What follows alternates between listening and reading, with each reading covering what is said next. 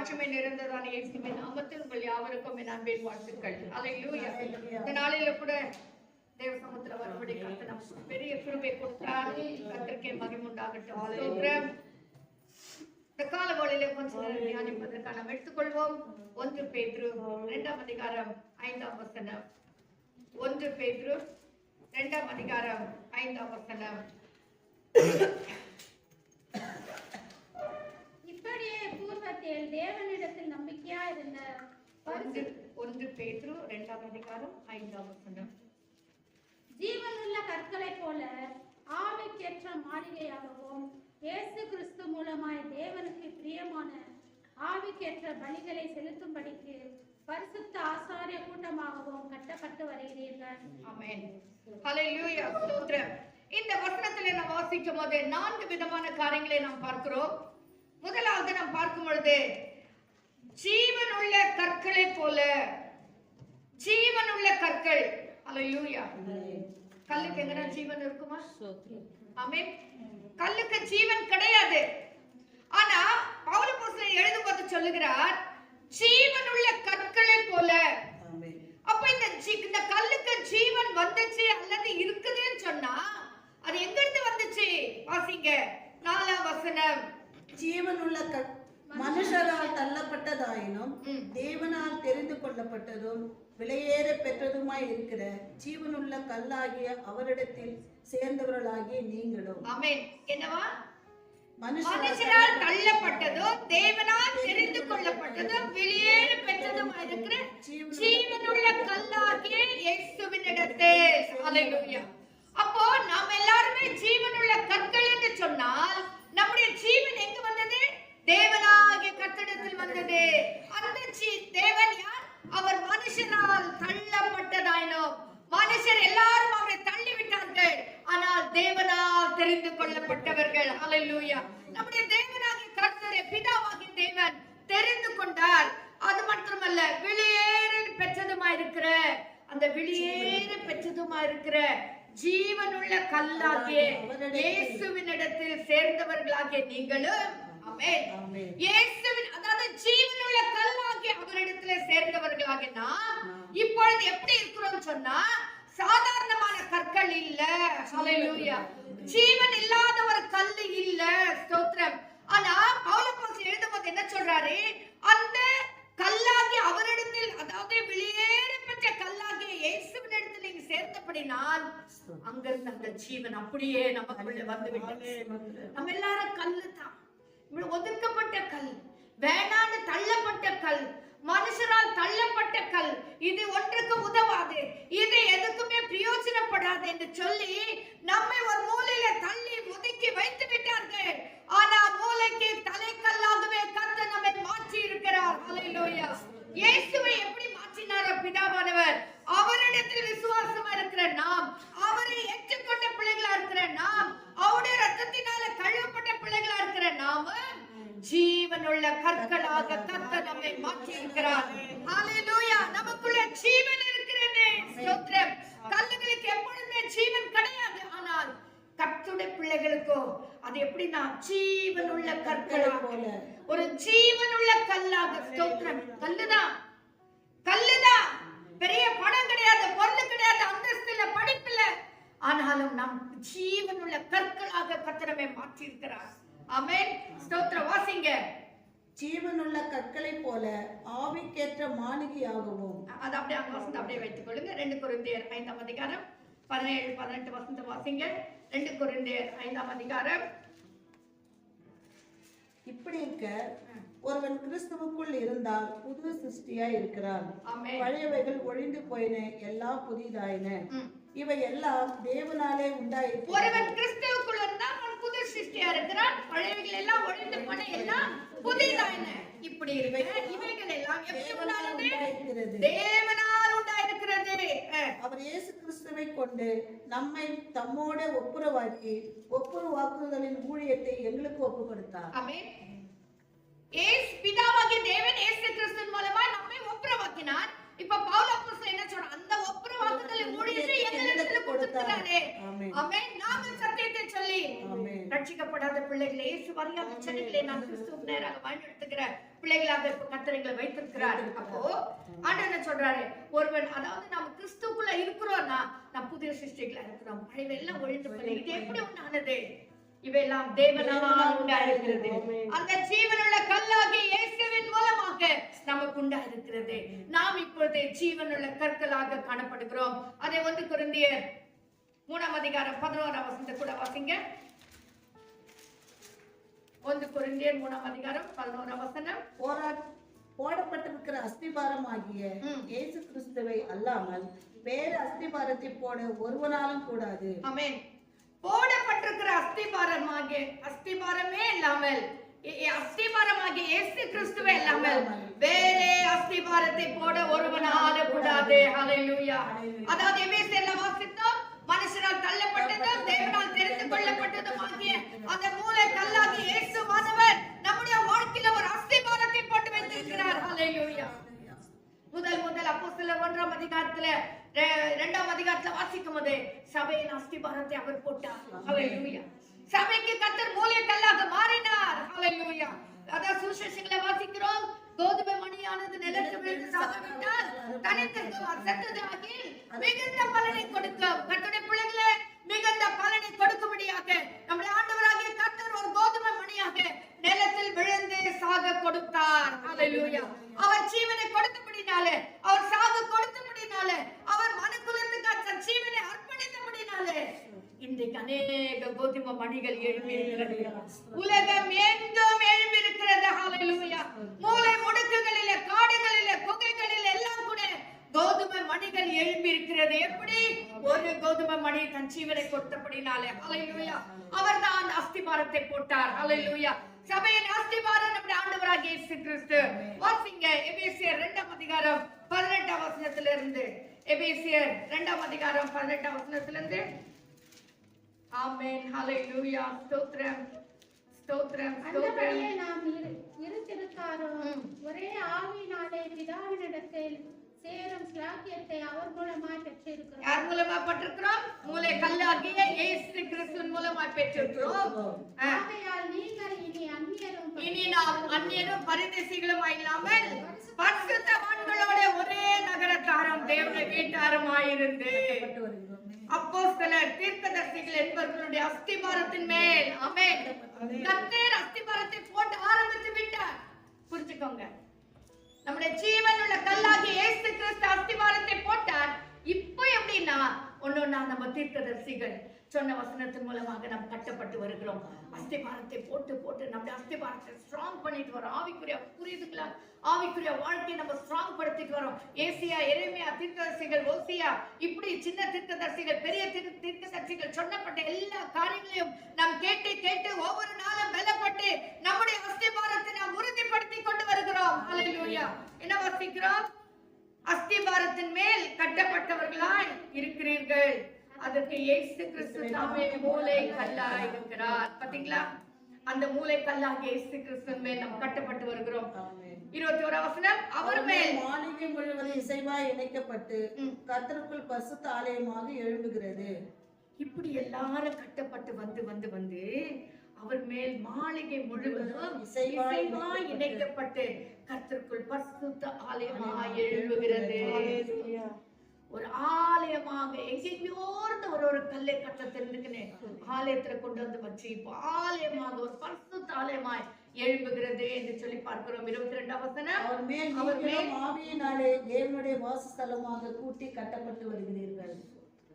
எப்படி வருகிறோம்? அவர் மேல் நீங்களும் ஆவியினாலே தேவனுடைய வாசஸ்தலமாக கூட்டி கட்டப்பட்டு வருகிறீர்கள். நம்ம எல்லாரும் தெரிஞ்சுக்கணும், நான் ஒரு சாதாரண கல்லு கிடையாது, நான் ஜீவனுள்ள கல். இந்த நான் கல்லுதான், உதவாததுதான். நான் ஒன்னும் டைமண்ட் கிடையாது, கோல்டு கிடையாது, அல்லது வெளியேறப்பட்ட ஒரு கல் இல்ல. நான் சாதாரண கல்லுதான். ஆனா எனக்குள்ளே ஜீவன் இருக்கிறது. டைமண்ட்குள்ள ஜீவன் இல்லாம போலாம், இருக்கிறதான அநேக உயர்ந்த கற்களுக்கும் ஜீவன் இல்லாம போலாம். சாதாரண கல்லாக எனக்குள்ளே ஜீவன் இருக்கிறது. ஹல்லேலூயா, ஸ்தோத்திரம். நம்மை கர்த்தர் ஜீவனுள்ள கல்லாக மாற்றி இருக்கிறார். அதே எபேசியர் 2 அதிகாரம் 5 வசனத்தை மீண்டுமா வாசிங்க. 1 பேதுரு 2 அதிகாரம் 5 வசனம்.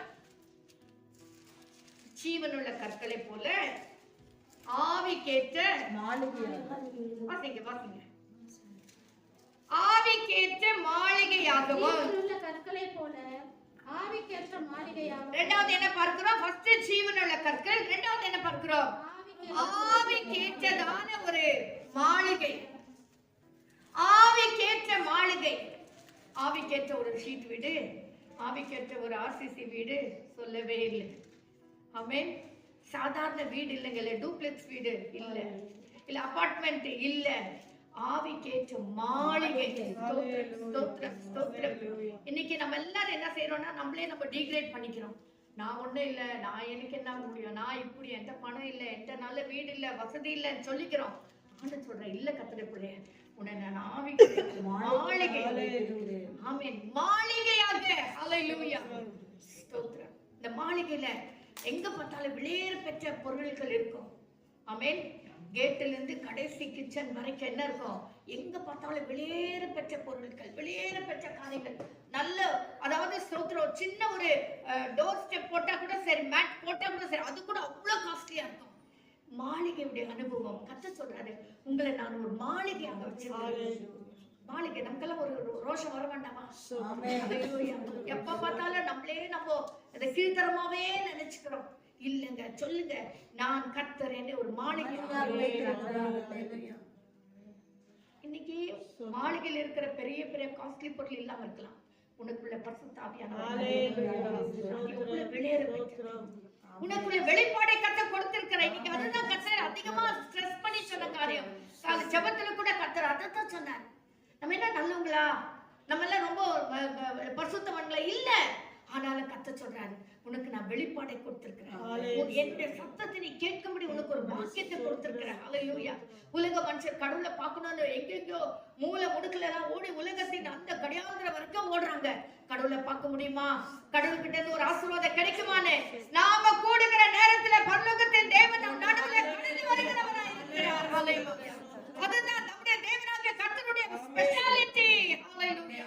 கர்த்தருடைய பிள்ளைகள் எங்க துதிக்கிறார்களோ அவர்கள் நடுவில் அவர் கடந்து வருகிற தேவனாய் இருக்கிறார். உலக மனுஷன் எங்கெங்கயோ ஓடுறான். ஹல்லேலூயா. ஆனா நம்முடைய தேவனோ நம் கூட இருக்கிற இடத்துல கர்த்தர் இறங்கி வருகிறவராய் இருக்கிறார். அது குடிசையா இருக்கட்டும், அது மாளிகையா இருக்கட்டும், துதிக்கிற கர்த்தருடைய பிள்ளைகளே, கர்த்தரை கனம் பண்ணுகிற பிள்ளைகள் நடுவில் அவர் கடந்து வருகிறவராய் இருக்கிறார். அவர் நடுவில் அவர் வாசஸ்தலமாவே மாற்றிடுறார். அவருடைய வாசஸ்தலத்தையே கர்த்தருடைய பிள்ளைகள் மத்தியில வச்சிடறாரு. ஹல்லேலூயா. சங்கீதத்துல எல்லாம் வாசிக்கிறோம்.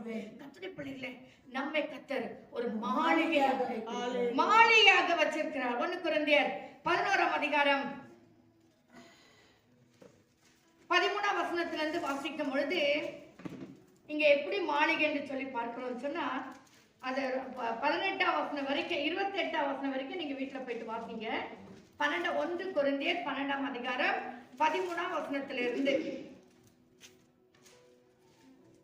நாம் யூதராயினும் கிரேக்கராயினும் அடிமைகளாயினும் சுயாதீனராயினும் எல்லாரும் ஒரே ஆவியினாலே ஒரே சரீரத்துக்குள்ளாக ஞானஸ்நானம் பண்ணப்பட்டு எல்லாரும் ஒரே ஆவிக்குள்ளாகவே தாக தீர்க்கப்பட்டோம். ஆமென். சரி, என்ன வாசிக்கிறோம்னு சொன்னா, இந்த மாளிகையை கர்த்தர் எதுக்கு ஒப்பிடுறாருன்னு சொன்னா, ஒரு சரீரத்துக்கு ஒப்பிடுகிறார். ஹல்லேலூயா.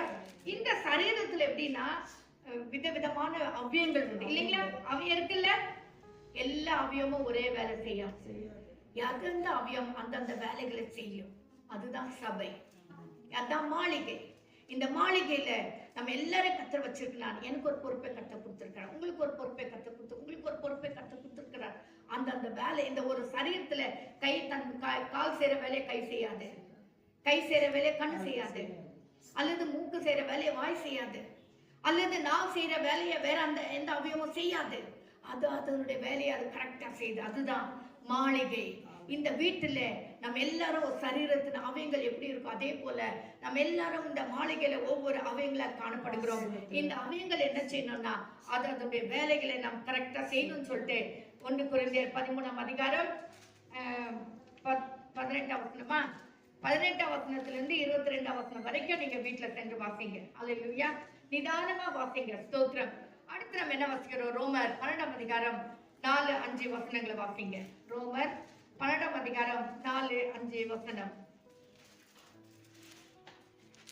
ரோமர் 12:4. ஏனெனில் நமக்கு ஒரே சரீரத்திலே அநேக அவயவங்கள் இருந்தும் எல்லா அவயவங்களும் ஒரே தொழில் இராதது போல அநேகராகிய நாமும் கிறிஸ்துவுக்கு ஒரே சரீரமா இருக்கிறோம், ஒருவருக்கொருவர் அவயவங்களா இருக்கிறோம்.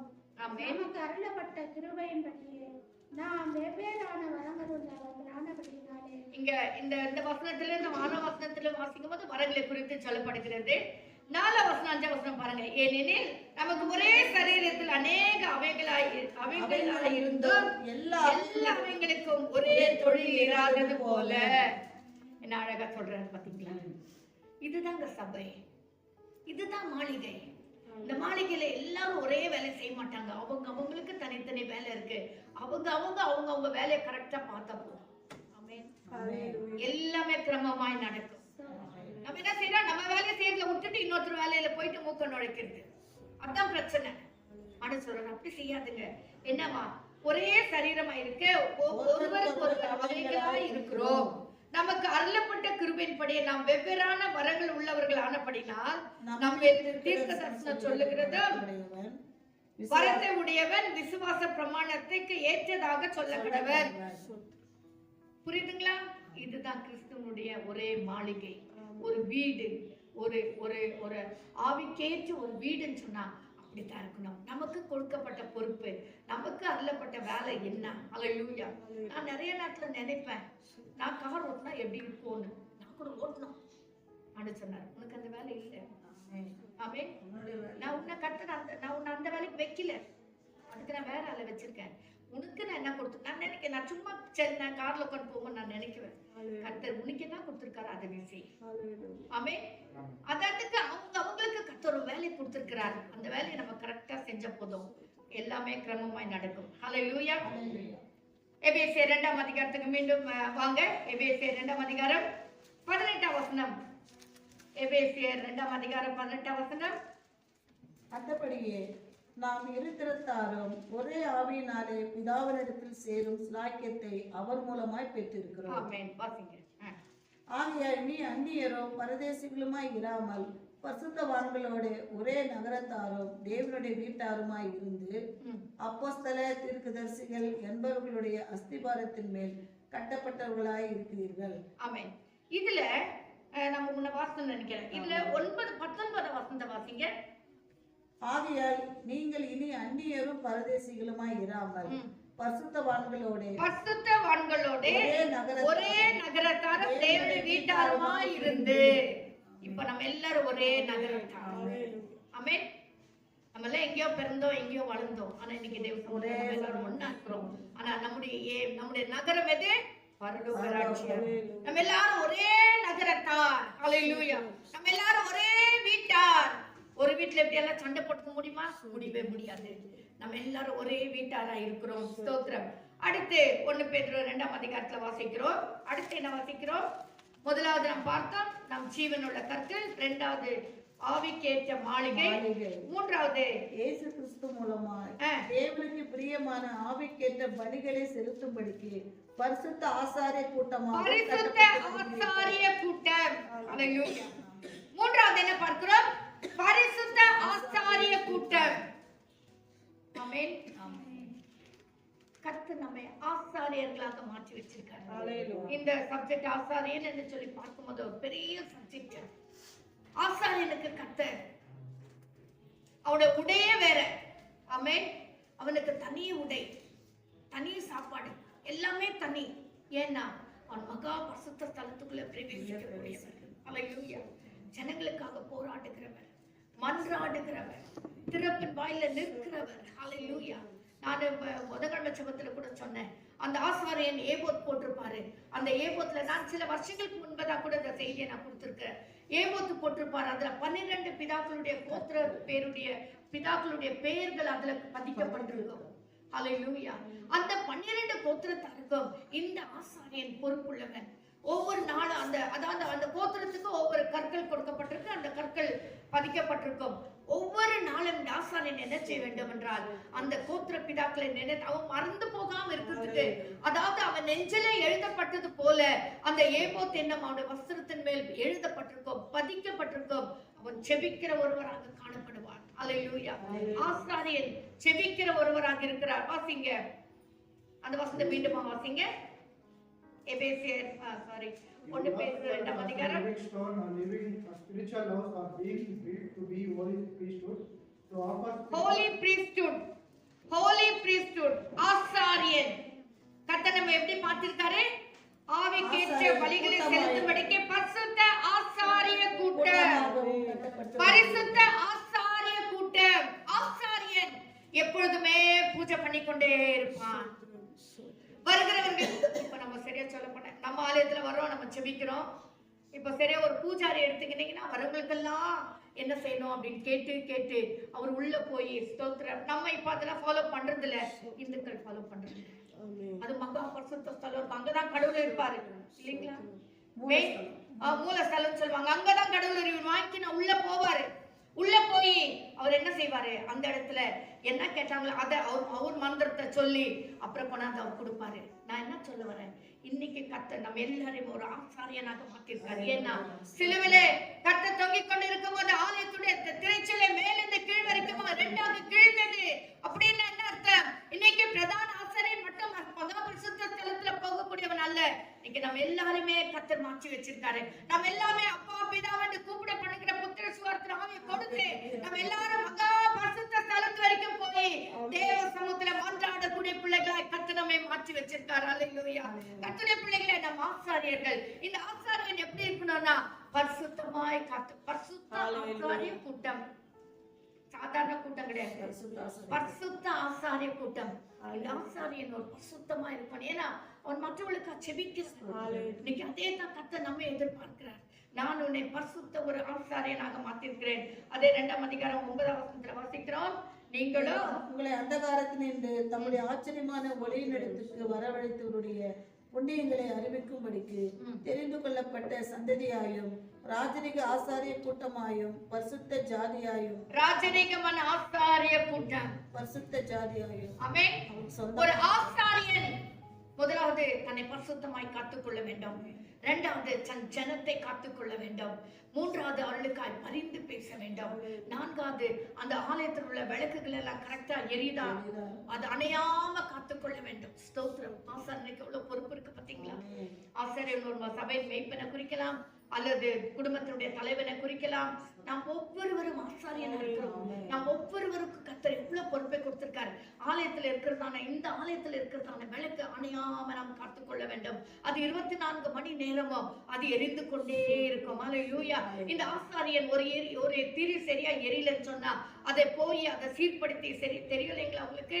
அந்த காலத்துல எல்லாம் நம்ம விளக்கு தான் யூஸ் பண்ணிட்டு இருந்தோமே.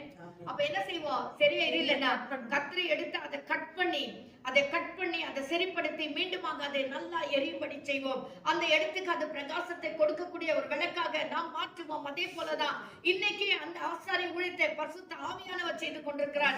நமக்குள்ள இருக்கிற அந்த விளக்கு என்ன செய்யக்கூடாது? அணையக்கூடாது. ஹல்லேலூயா. பரிசுத்த ஆவியானுடைய மகிமை அணைந்து போக கூடாது. ஹல்லேலூயா. சில நேரங்களில் பிரச்சனைகள், அதாவது கோபம், வைராக்கியம், இப்படிப்பட்ட சில காரியங்கள் வந்து நாம் பிரகாசிக்க முடியாதபடிக்கு தடையாய் நின்று விடுகிறது. ஹல்லேலூயா. கர்த்தருடைய பிள்ளைகளே, பரிசுத்த ஆவியானவர் எப்பவுமே நம்ம கூட வந்து இந்த விளக்கு எரியுதான்னு சொல்லி அவர் பார்த்து கொண்டே இருக்கிறார். ஹல்லேலூயா. சில நேரத்துல சில பிரச்சனை அனுபவித்து, சில நேரத்துல சில உபத்திரத்தை அனுபவித்து நாம் இன்னும் கொஞ்சம் கூட அதிகமா ஜெபிக்கும்படி செய்து அது என்ன காட்டுது? நம்முடைய திரியை அவர் கட் பண்ணுகிறார், நம்முடைய திரியை அவர் சரிப்படுத்துகிறார். இது விளக்கு அணைஞ்சு போகிற மாதிரி இருக்கு, இந்த விளக்கு ஜெபத்துல குறைவா வந்துச்சு, இந்த விளக்கு உபவாசத்துல குறைவாயிடுச்சு, இந்த விளக்கு பரிசுத்தத்துல குறைவாயிடுச்சுன்னு சொல்லி பரிசுத்த ஆவியான ஒவ்வொரு நாளும் நம்ம கூட வந்து நம்மை சரிப்படுத்தி நம்மை ஆவிக்கேற்றபடி ஒரு மாளிகையாக, ஹல்லேலூயா, ஒரு பெரிய மாளிகையாக நாம் நிற்கும்படியாய் கர்த்தர் நம்மை அனுதினமும் சரிப்படுத்திக் கொண்டே இருக்கிறார். இது எவ்வளவு பெரிய பாக்கியம்! இது எவ்வளவு பெரிய பாக்கியம்! நட்சத்திரத்தை விடாதபடி பரலோகத்துல கொண்டு போய் சேர்க்கிற வரைக்கும், பிதாவினிடத்துல ஒப்பு கொடுக்கிற வரைக்கும் பரிசுத்த ஆவியானவர் பொறுப்பெடுத்துக் கொள்ளுகிறார். ஆபிரகாம் ஈசாக்குக்கு பெண் பார்க்க சொல்லும் பொழுது அந்த பெண்ணை ரெபெக்காளை கொண்டு போய் அவன் மணவாளனாகிய ஈசாக்கிடத்துல கொடுக்கிற வரைக்கும் எலியாசாருடைய பொறுப்பு. ஹல்லேலூயா. எலியாசார் கூடவே இருக்கிறார். எலியாசார் இந்த ரெபெக்காளோடு பேசுகிறார், அவரை பாதுகாக்கிறார், அவரை பத்திரமாய் கொண்டு போய் மணவாளனிடத்துல ஒப்பு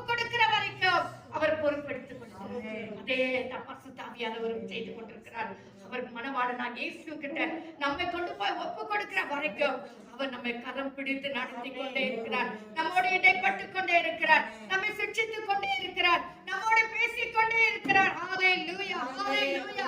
எவ்வளவு பெரிய பாக்கியம் பாருங்க கர்த்தருடைய பிள்ளைகளே.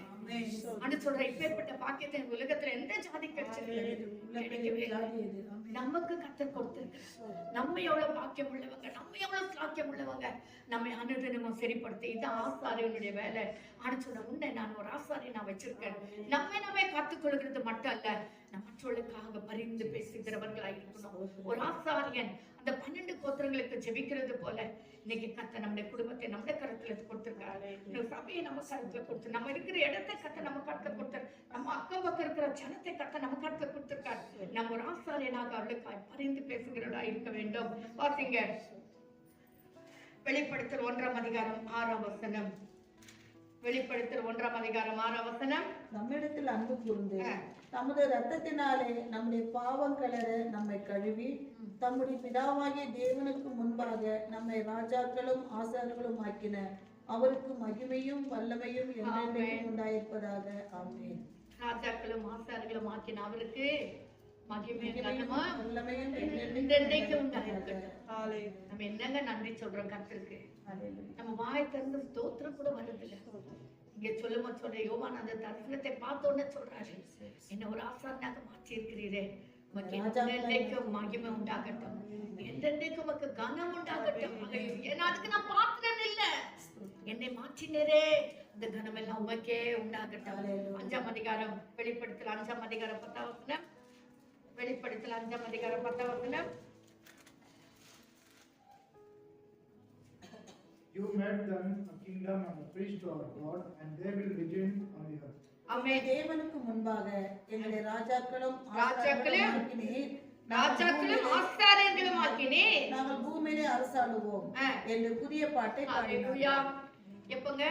கர்த்தருடைய 2ஆம் வருகை, அதாவது ரகசிய வருகையில வந்து கர்த்தனை எடுத்துக்கொண்டு போயிட்டு அதுக்கப்புறமா மீண்டுமாக தேவனோடு கூட நாம் பூமியில வருவோம். வரும்போது நாம் அரசாளுவோம். எப்படி அரசாளுவோம்? ராஜாக்களும் ஆசாரியர்களுமாக நாம் அரசாளுவோம். ஹல்லேலூயா. கர்த்தருடைய பிள்ளைகளே, எவ்வளவு பெரிய பாக்கியத்தை கர்த்தர் நமக்கு கொடுத்திருக்கிறார். இன்னும் வாசிங்க 20ஆம் அதிகாரம் 4ஆம் வசனம். வெளிப்படுத்தல் 20ஆம் அதிகாரம் 4ஆம் வசனம். அன்றியும் நான் சிங்காசனங்களை கண்டேன், அவைகளின் மேல் உட்கார்ந்தார், நியாய தீர்ப்பு கொடுக்கும்படி அவர்களுக்கு அதிகாரம் அளிக்கப்பட்டது.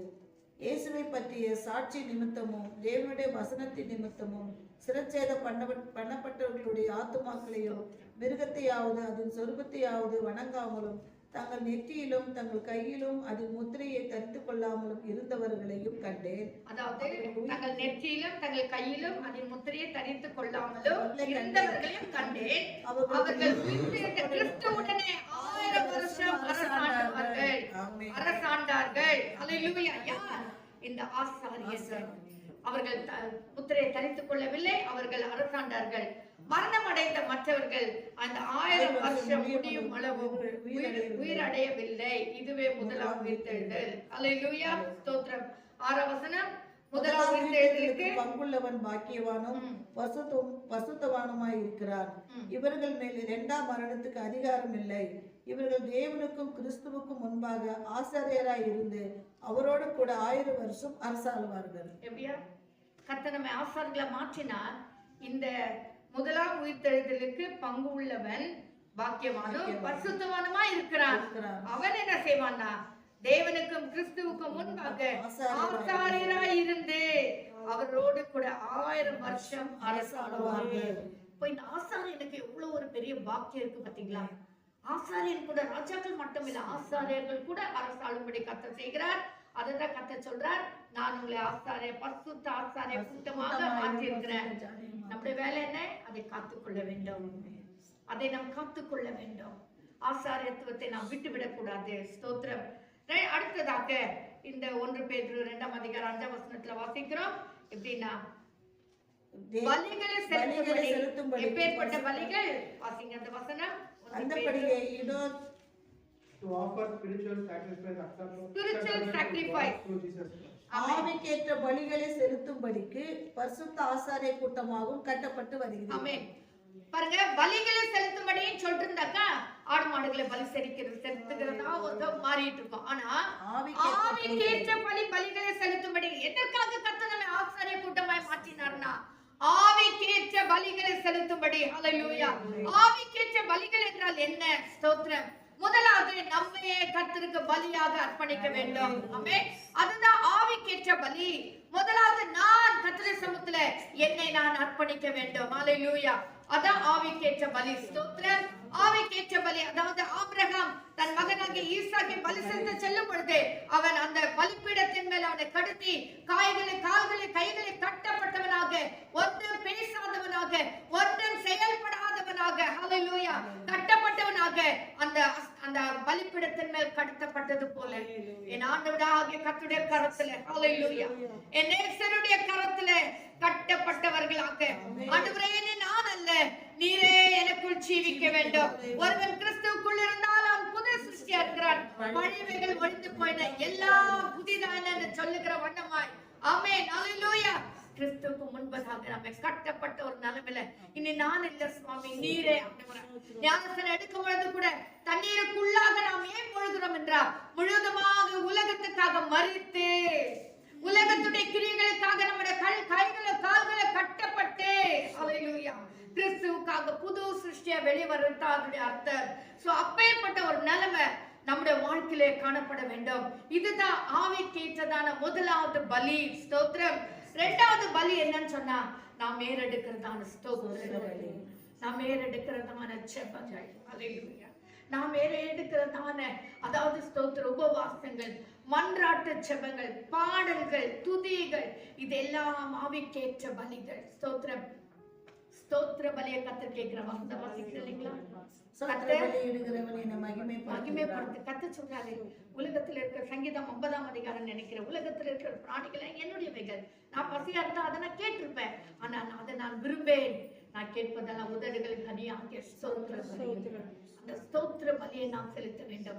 இந்த ஸ்தோத்திர பலி செலுத்தும் போது நம்முடைய நாவு பரிசுத்தமா இருக்க வேண்டும், நம்முடைய வாய் பரிசுத்தமா இருக்க வேண்டும்.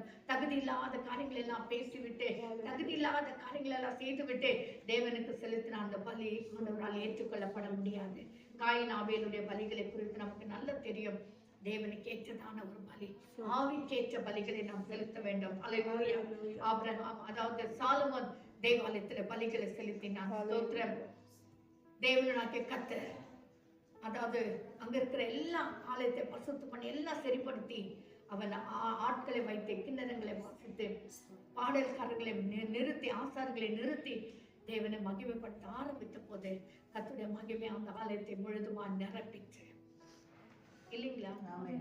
மாமினே வரல, நிரப்பிச்சு. ஏன்? அதுதான் தேவனுக்கு ஏற்ற பலி.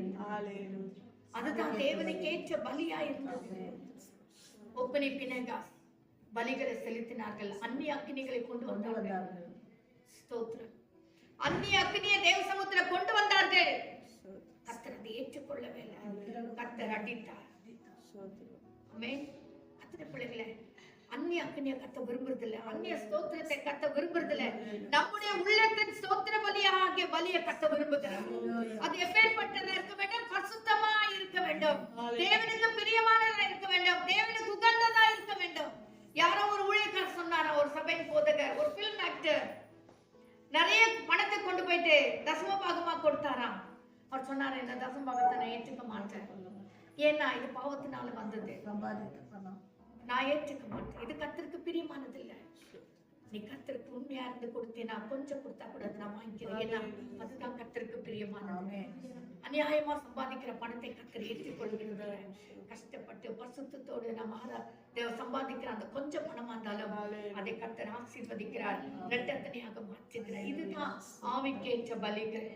ஆவிக்கேற்ற பலிகள், தேவனுக்கு ஏற்ற அந்த நேரம் கூட நேரம் கூட பாருங்க. நான் நிறைய நேரத்தில் ஆவியானவர் என்னோட பேசுவார்.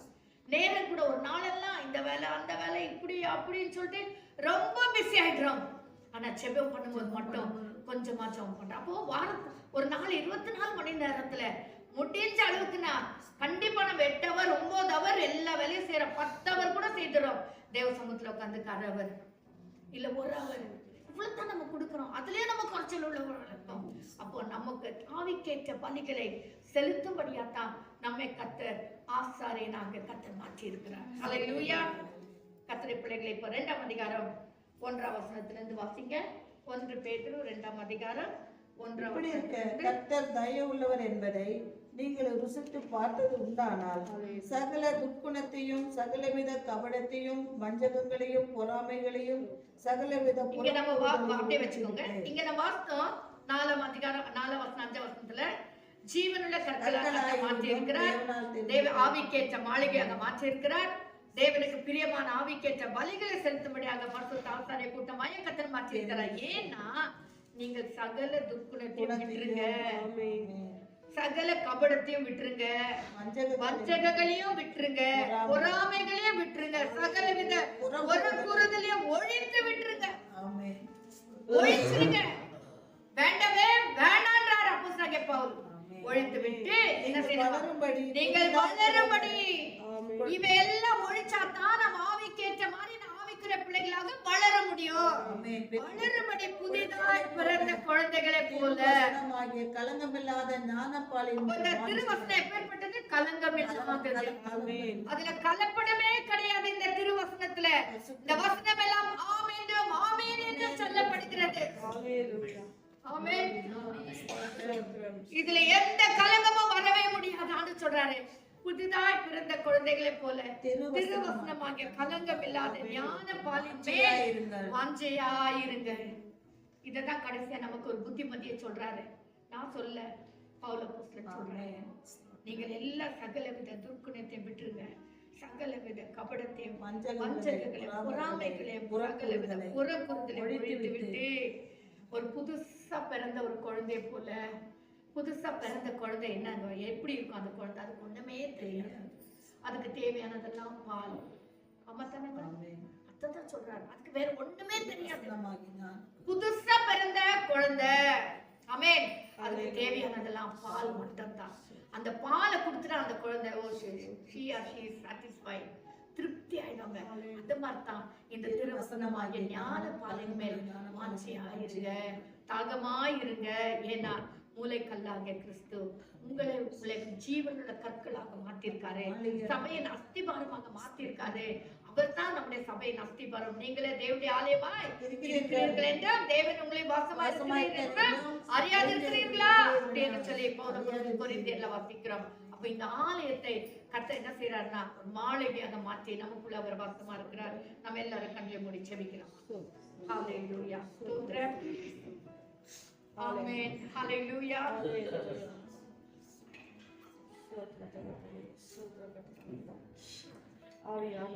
மனுஷனால் தள்ளப்பட்டதும் தேவனால் தெரிந்து கொள்ளப்பட்டதும். நம்ம கூட கிறிஸ்துவ கூட அப்படிதான் மனுஷர் எல்லாம் தள்ளி விட்டுட்டாங்க. நம்மள கூட அப்படிதான் உலகம் தள்ளி விட்டுச்சு. நம்முடைய குடும்பம் நம்ம தள்ளிச்சு. இது ஒன்றுக்கு உதவாது தள்ளிச்சு. ஆனால் நம் தேவனால் தெரிந்து கொள்ளப்பட்டவர்கள். ஹல்லேலூயா. தேவனால் தெரிந்து கொள்ளப்பட்டவர்களுமாய் இருக்கிற ஜீவனுள்ள கல்லாகிய அவரிடத்தில் சேர்ந்தவர்களாகிய நீங்கள். ஸ்தோத்திரம்.